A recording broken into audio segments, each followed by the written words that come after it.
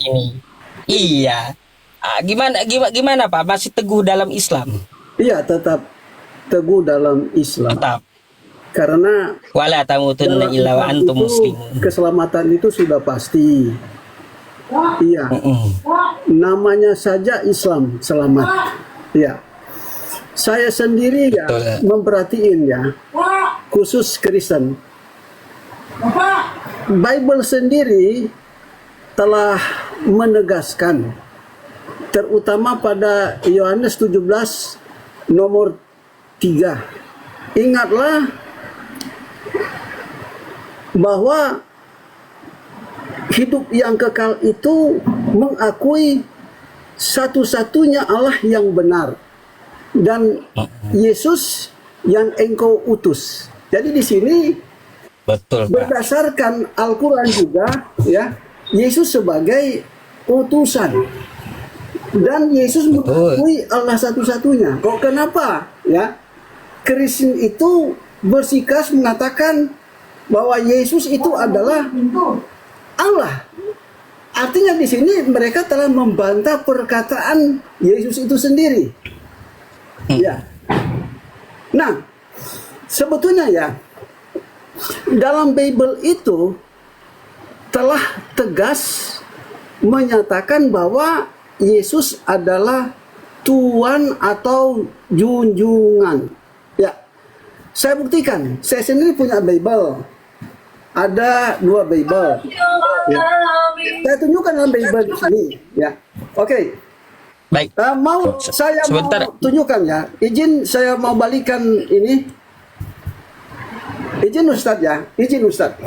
Iya Pak Dance. Iya, ini Bible saya.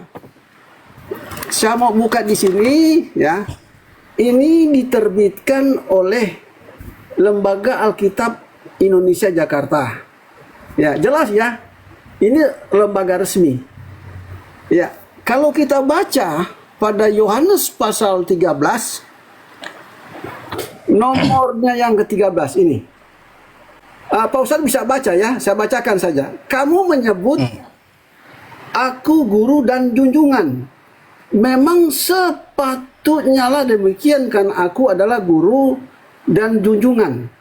Jadi di sini bukan Tuhan tapi junjungan. Nah, kalau kita sorong ke kiri ya, di sini ada Bible dalam bahasa Yunani. Nah, di sini disebutkan ya Didaskaros kai ho kurios, guru dan tuan atau junjungan. Tuhan. Ya, walaupun ada Bible yang menerangkan guru dan Tuhan, tetapi juga ada Bible yang berdasarkan bahasa asli. Nah, ada beberapa hal yang saya ingin perkenalkan kepada Anda tentang Bible ini. Seperti di sini ya. Ini. Nah, dalam Bible ini saya tidak temukan kata Yesus, tetapi yang ada adalah Isa. Ya. Ada beberapa oten mengatakan bahwa Isa dan Yesus itu sosok yang berbeda. Ya. Namun dalam Bible-nya sendiri ya menegaskan bahwa Isa itu sama dengan Yesus, karena ada Bible yang menuliskan Isa ini. Isa Al-Masih ya Pak ya. Isa Al-Masih. Iya. Oke. Lalu di sini juga ya ada disebutkan ya kelahiran Isa Al-Masih. Ya. Jadi tidak ada kata Yesus di sini, tapi Isa. Ya.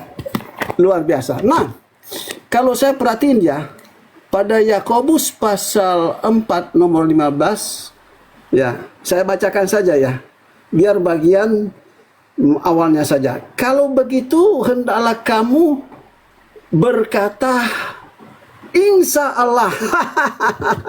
Ada kata Insya Allah. Ya, Insya Allah. Iya. Nah, ini mengandung pengertian ya. Biar kehendak Allah jadi bukan kehendak kita. Ya. Bukan mengimani. Kalau mengimani, misalnya mau berpergian, ya, cari kerja di negeri orang. Nah, biasanya ya Kristen itu mengatakan, saya beriman mendapatkan rezeki, saya beriman mendapatkan pekerjaan yang baik, seolah-olah memaksakan Tuhan itu. Tapi ketika kita sebut di sini, ya, insya Allah, maka kehendak Allah yang ditinggikan, ya, jalan-jalan Allah yang diutamakan, gitu ya, Ustadz.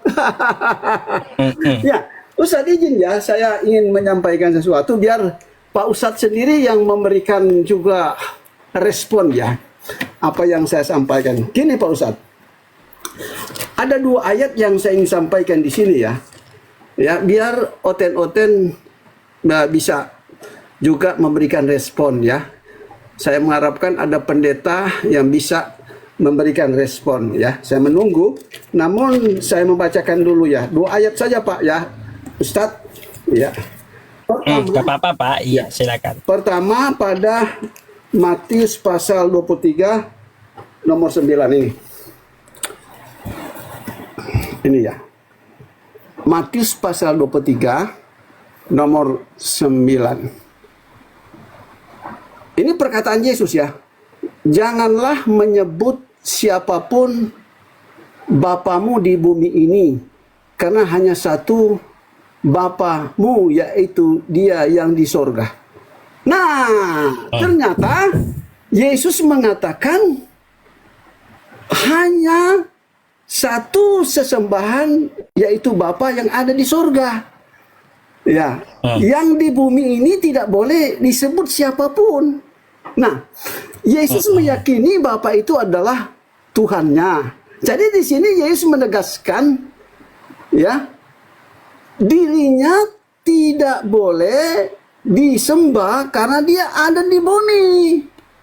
Yang hanya disembah dia yang ada di sorga. Nah, ya satu kali lagi Pak Ustadz ya, ingin saya mau tunjukkan ini ya. Sesudah ini biar Pak Ustadz memberikan respon ya. Oke. Ini Pak Ustadz. Ya ini. Bisa Pak Ustadz juga baca di situ Matius pasal 21. Nomornya yang ke-9. Nah, orang banyak yang berjalan di depan Yesus dan yang mengikutinya dari belakang berseru Hosana bagi anak Daud. Diberkatilah dia. Nah, di sini saya ingin tekankan Hosana. Kata Hosana berdasarkan kamus Bible ini yang ada di bagian belakang, ya, mengandung pengertian, ya, lah kiranya keselamatan. Ini saya tunjukkan. Hosana ungkapan Ibrani berarti berilah kiranya keselamatan. Oke, kita langsung saja di sini. Ini. Berilah kiranya keselamatan bagi anak Daud. Anak Daud itu siapa? Yesus, ya. Karena Yesus dijuluki anak Daud. Jadi, berilah kiranya keselamatan bagi anak Daud. Jadi di sini orang banyak mengharapkan agar Yesus diberikan keselamatan. Ya, kira-kira bagaimana ya kalau Tuhan, kalau Allah didoakan untuk diberikan keselamatan? Itulah sebabnya ya Yesus itu benar berdasarkan perkataannya adalah utusan. Nah, siapa Yesus itu? Pada ayatnya yang ke-11. Orang banyak itu menyahut ya, inilah Nabi Yesus dari Nazaret di Galilea. Layak Yesus didoakan agar ya dia mendapatkan rahmat, terutama keselamatan dan kecerdasan. Ya, mari kita melihat apakah Yesus hanya diharapkan untuk diberikan keselamatan. Ternyata masih ada lagi di sini. Hosana bagi anak Daud, diberkatilah dia. Nah, di sini Yesus diharapkan untuk diberkati. Nah, oke. Untuk sementara saya juga ingin mendapatkan ya input dari Pak Ustadz berdasarkan ayat tadi, agar juga yang di bawah ini ya, ini ada kurang lebih 8.000 sekian yang melihat ini. Silakan Pak Ustadz. Iya, terima kasih Bapak dan Ce. Ya, teman-teman semuanya, kenapa saya jauh ya? Saya harus kasih tahu teman-teman dulu. Ya, beliau adalah seorang pendeta dulunya dan beliau telah menjadi Islam sampai sekarang kata beliau gitu ya. Beliau dulu teman-teman digaji itu ya, digaji oleh pemerintah daerah setempat, beliau tinggalkan gitu. Pernah beliau ngomong sama saya dengan saya seperti itu dulu. Dan beliau juga ya teman-teman, qadarullah, alhamdulillah setelah berdiskusi dengan saya, besoknya dia mengucapkan syahadat ke tempat Ustadz Kainama. Tuh ya. Jadi memang si Pak Dance ini lawan debat saya dulunya. Kita mengkaji masalah Nabi Isa dan juga mengkaji Yesus. Ternyata ajarannya sama. Ajaran Nabi Isa dengan ajaran Yesus. Kan seperti itu. Di Al-Quran maupun di Bible itu tidak beda. Sama-sama Qul huwallahu ahad. Katakanlah Tuhan itu Esa. Kan kayak gitu. Ya alhamdulillah Pak Dance-nya bisa mengambil hidayah karena beliau orang yang terpelajar dan menggunakan akal sehatnya, kan kayak gitu. Pak Dance, sebelum lanjut, saya mau sapa dulu Bang Sentral. Selamat malam. Mic-nya Bang ketutup. Malam Ustaz. Iya, Abang dari Islam atau Kristen Bang? Kristen Bang. Nah, dari representasi Pak Dance tadi, ya beliau menyampaikan ya sebagaimana yang dijelaskan beliau. Dan ini Abang perlu tahu, beliau adalah mantan pendeta besar yang menjadi Muslim di Manado. Gitu ya.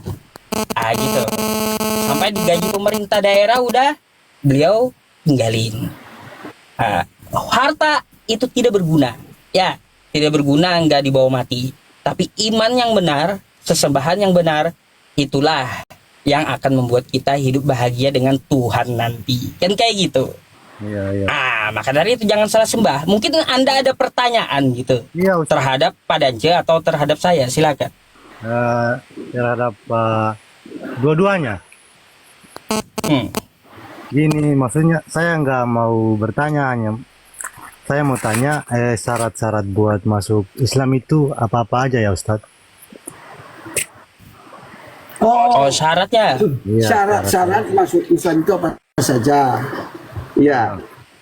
Pertama, ya harus mengimani Tuhannya hanya itu Allah. Lalu kedua juga harus mengakui Muhammad ya sallallahu alaihi wasallam adalah utusan atau Nabi Allah.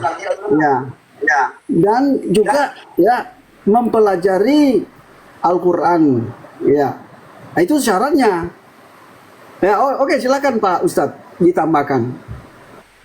Tolong suaranya dinyaringkan. Soalnya di sini hujan keras ini, hujan keras. Ya, suaranya hujan keras di sini. Oke. Jadi gini Bang, ya berislam itu ya kita pertama kali mengucapkan 2 kalimat syahadat, itu pasti gitu. Jadi kalau syarat masuk waras, syaratnya berakal sehat, terus masuk agama Islam. Emangnya Abang ada ketertarikan terhadap agama? Iya. Syukron Bang Puyan. Gini Bang, Anda masuk Islam bukan berarti Anda telah tinggalkan kitab suci Bible. Tidak. Justru Anda semakin meyakini Bible itu karena dalam Bible itu ya disebutkan Yesus Kristus ya dalam Al-Qur'an adalah Isa Al-Masih.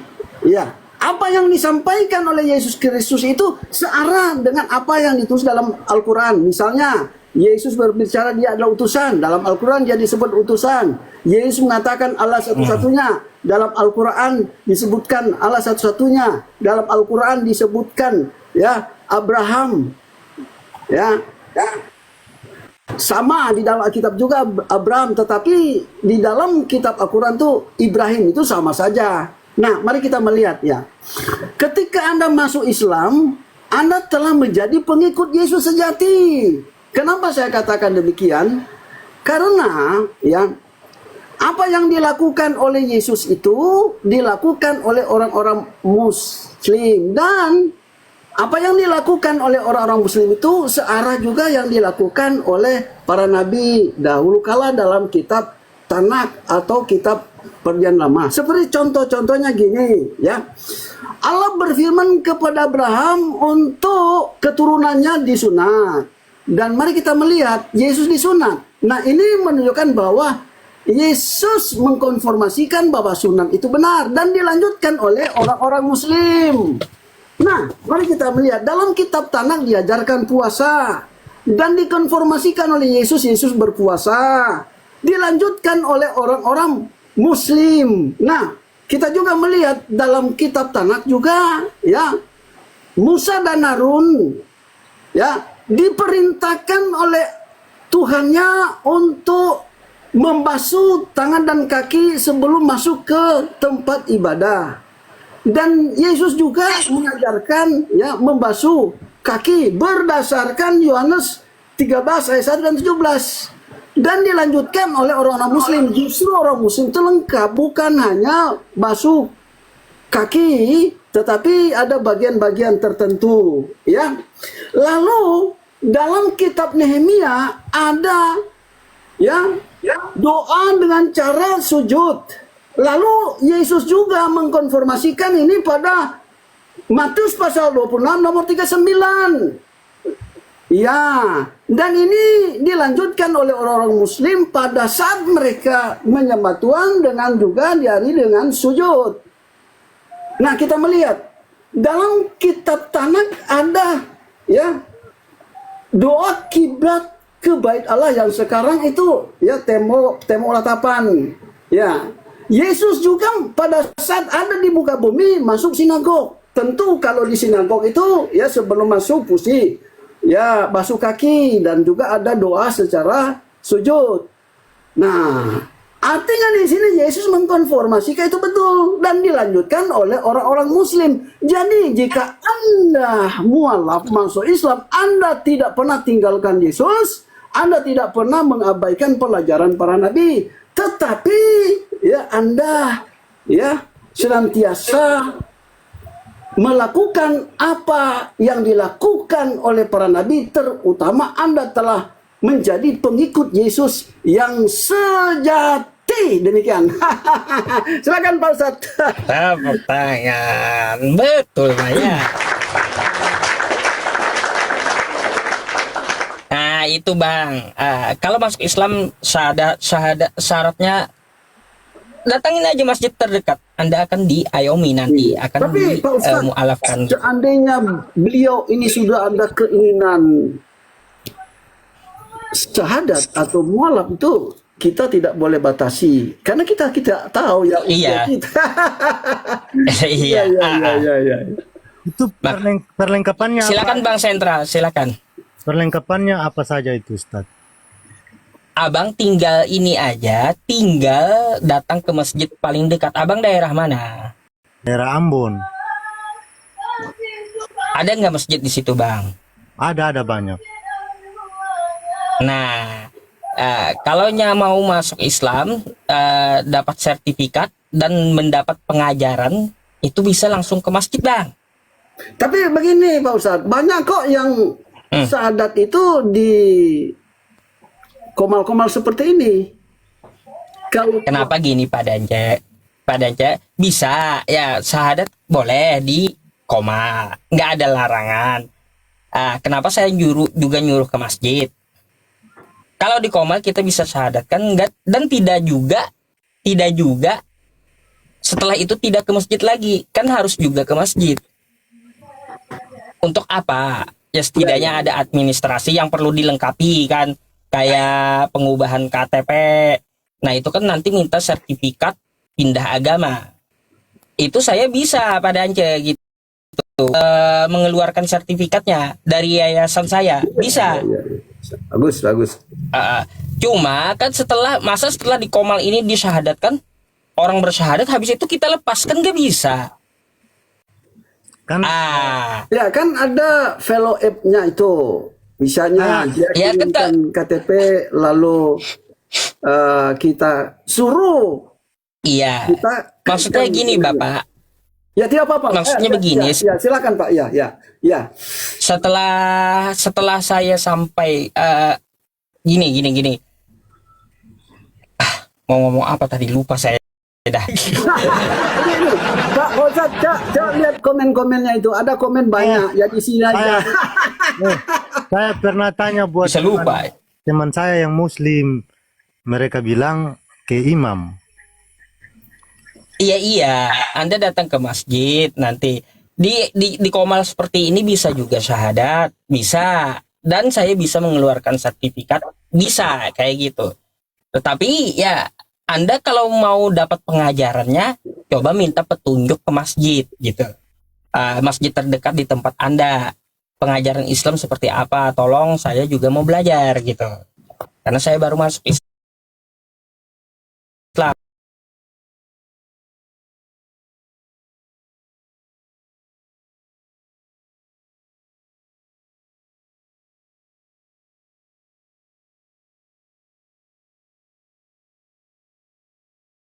Kan ke masjid yang terdekat kan gitu.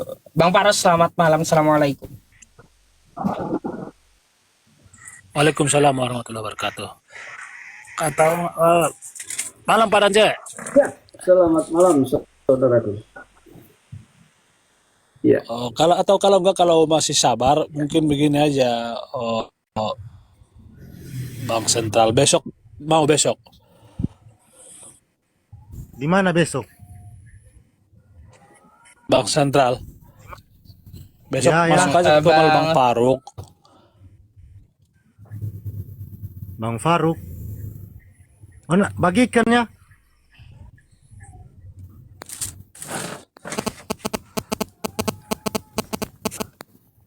Oke. Bang. Saya menyampaikan pertanyaan penonton. Apa motivasi Anda dalam masuk ke agama Islam apa, Bang? Oh, tidak ada motivasi, cuman kalau setiap saya dengar ngaji-ngaji atau ajan begitu, hati saya juga suka-suka tersentuh. Oh, mendengar kelembutan suara bacaan Al-Quran, teman-teman.